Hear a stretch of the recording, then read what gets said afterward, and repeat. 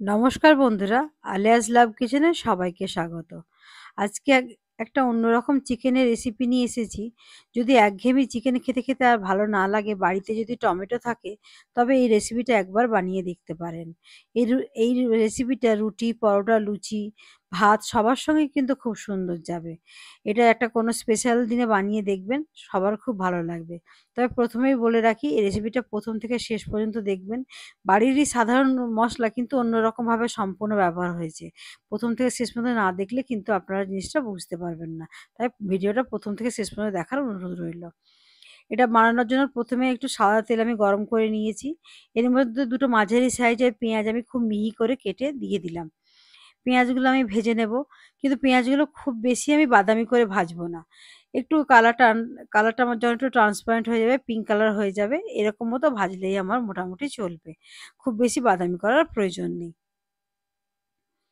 দেখুন মোটামুটি পেঁয়াজগুলো আমার ভাজা হয়েই এসছে। এরকম অবস্থাতেই আমি এরপর আদা রসুন বাটাটা এর মধ্যে দিয়ে দেব। এখানে আমি ২ চামচ আদা রসুন বাটা দিয়ে দেব। কেউ যদি আদা রসুন আলাদা আলাদা ব্যবহার করেন সেটাও করতে পারবেন। তাহলে ১ চামচ আদা, ১ চামচ রসুন দেবেন। এই আদা রসুনটা আমি ১ থেকে ২ মিনিট মতো ভেজে নেব, যাতে কাঁচা গন্ধটা চলে যায়। কেন আদা রসুনের তো একটা কাঁচা গন্ধ আছে, সেটা তো একটু ভেজে নিতে হবে, সেজন্য এটা আমি আগেই দিয়ে দিলাম। ওইজন্য এটা একটু ১-২ মিনিট ভেজে নিচ্ছি। এটা ভেজে নেওয়ার পরে এর মধ্যে দিয়ে দেবো আমি মাংসটা। মাংসটা পরিষ্কার করে ধুয়ে আমি জল ঝরিয়ে রেখেছি। এইখানে আমার ৫০০ গ্রাম মতো মাংস আছে। এই মাংসটা দেওয়ার পর আপনারা একটু গ্যাসের ফ্লেমটা হাই করে রাখবেন, যাতে মাংসের যে এক্সট্রা জলটা থাকবে সেটা যেন চট করে শুকিয়ে যায়। এটা যখন একটু মাংসটা দেখবেন যে জলটা শুকিয়ে গেছে, বেশ মাংসটা ভাজা ভাজা মতো হয়ে গেছে, তাহলে বুঝবেন যে যেটা আপনার পরের স্টেপে যাওয়ার জন্য মাংসটা রেডি হয়ে গেছে। এরপর এটা আমার পরের স্টেপে যাওয়ার জন্য রেডি। এরপর এর মধ্যে আমি দিয়ে দেবো একটা ছোট বাটির ১ বাটি মতো জল। একটা ছোট বাটিতে আমি ১ বাটি জল দিয়ে দিলাম, বা ১ কাপ জল, সেরকম আপনারা সেটাও দিতে পারেন। ১ বাটি বা ১ কাপ জল একটু দিতে পারেন। ছোট বাটির মাপে বা একটা কাপের মাপে ১ কাপ জল আপনারা দিয়ে দেবেন। কেন এক্ষুনি তো পুরো মাংসটা আমি কুক করব না, সেজন্য আমি অল্প পরিমাণ জলই এখানে ব্যবহার করলাম। এরপর এখানে আমি দিয়ে দিলাম ২ টো বেশ বড় সাইজের টমেটো। টমেটোগুলো আমি কুচিয়ে দেব না।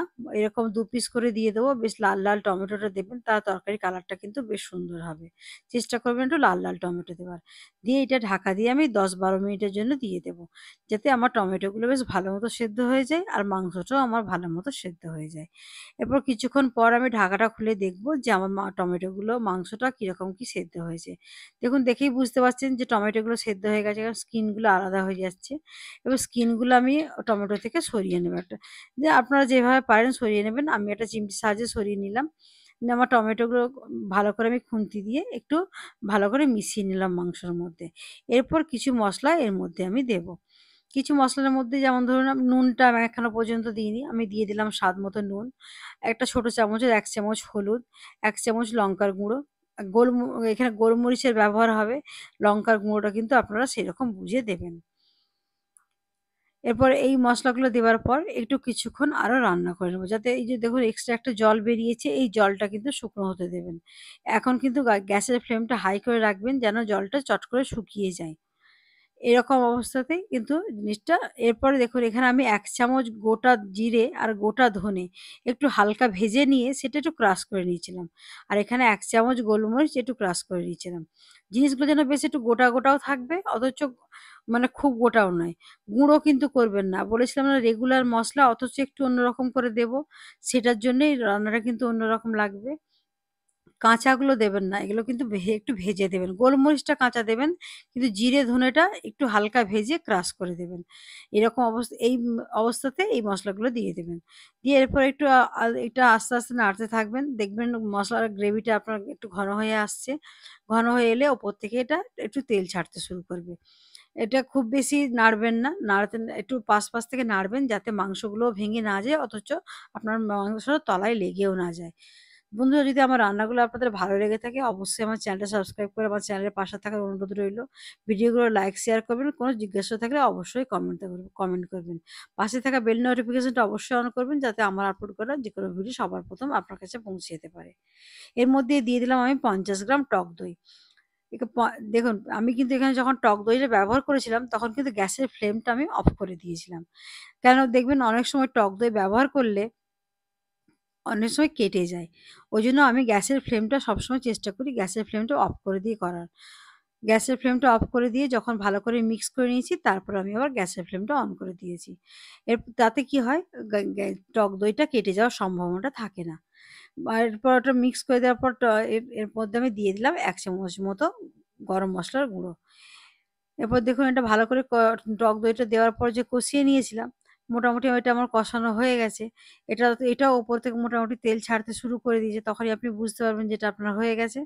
এরপর ওপর থেকে কয়েকটা চেরা কাঁচা লঙ্কা আর একটু ধনেপাতা আমি দিয়ে দেবো। কেউ চাইলে চেরা কাঁচা লঙ্কাও দিতে পারেন বা কাঁচা লঙ্কাটা কুচিয়েও দিতে পারেন বা কেউ চাইলে লঙ্কাটা নাও দিতে পারেন।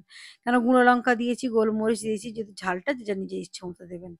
দিয়ে এরপর ঢাকা দিয়ে এটা ৫-৭ মিনিটের জন্য রেখে দেবো। ৫-৭ মিনিট পর ফিরে এসে দেখবো আমার তরকারিটা কিরকম হয়েছে।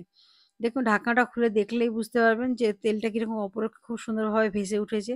এটা রুটি পরোটা দিয়ে খাওয়ার মতো বেশ জিনিসটা খুব সুন্দর একটা জিনিস তৈরি হয়েছে।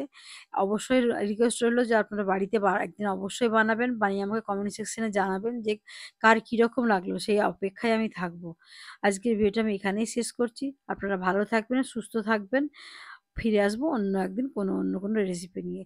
পুরনো বন্ধুদের ধন্যবাদ জানিয়ে, নতুন বন্ধুদের স্বাগত জানিয়ে আজকের রেসিপিটা আমি এখানেই শেষ করলাম।